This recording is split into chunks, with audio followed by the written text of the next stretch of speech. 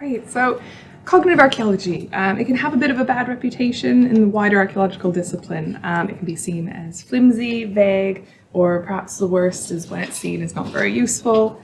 But its appeal has been growing, exemplified by how maybe in the last 5 years or so there's been more books and papers on the topic.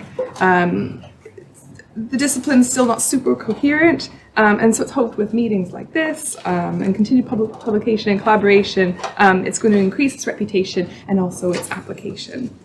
So one of the current themes, recurrent themes in cognitive archaeology, especially from the Oxford group, and there's a few members of them here, has been with material engagement theory. And this is where we think through and with the material environment, and this is a form of materialism. I'm starting heavy for the morning, I'm sorry.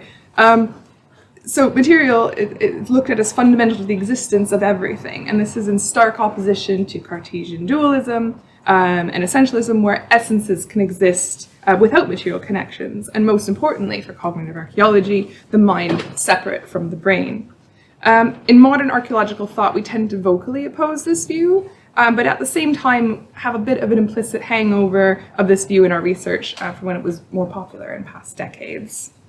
Yeah, so really to put it simply, there's been a much bigger acceptance of the active role of material culture in sort of constituting human life and human experience. And we're seeing more and more acknowledgement of this, particularly in many of our talks today.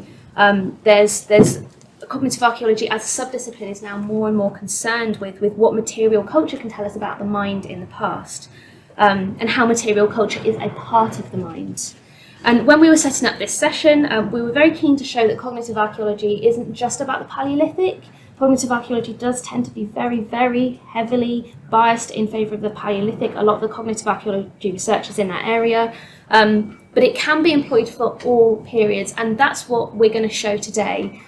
We were really lucky to get a number of papers from different periods, so we've kind of treated it as kind of a journey back through time. So we'll start with contemporary archaeology and gradually make our way all the way back to early evolutionary anthropology. We're going to kind of show that cognitive archaeology is being utilised and developed in a number of different ways, and hopefully in a discussion towards the end we can kind of draw out common themes, common methodologies, and common questions that are being asked again and again and again.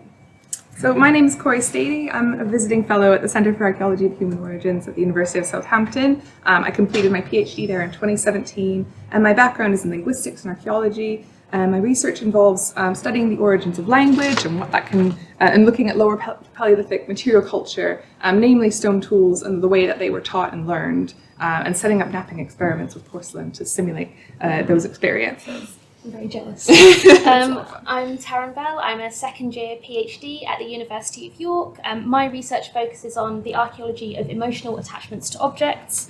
So I generally focus on the European Middle to Upper Paleolithic and the African Middle Stone Age, but I'm more and more interested in how the methodologies I'm using and trying to develop can be used in other periods as well. So yeah, if you want to ask either of us questions about our own research, you can catch us in the break, but that's not why we're here today. But that's also a good transition to why there's a bunch of soft toys and a little compartment of clay on the table. And it's so we can engage with some material. There's going to be some talks about clay today. And also, if you want to create an emotional attachment to something soft and portable and cuddly, please feel free to pick up one of the nice pieces and hold it, or make something out of the clay that's there for you. You can take the clay home. Please leave the soft toys, because I'd be very sad if they were gone. But let's go ahead and begin the workshop. So talks are 12 minutes long with 3 minutes for questions. Please keep to time so we don't end up using someone else's time. And you'll know that you're running out because we have signs with 5 minutes, 1 minute, and then stop, please.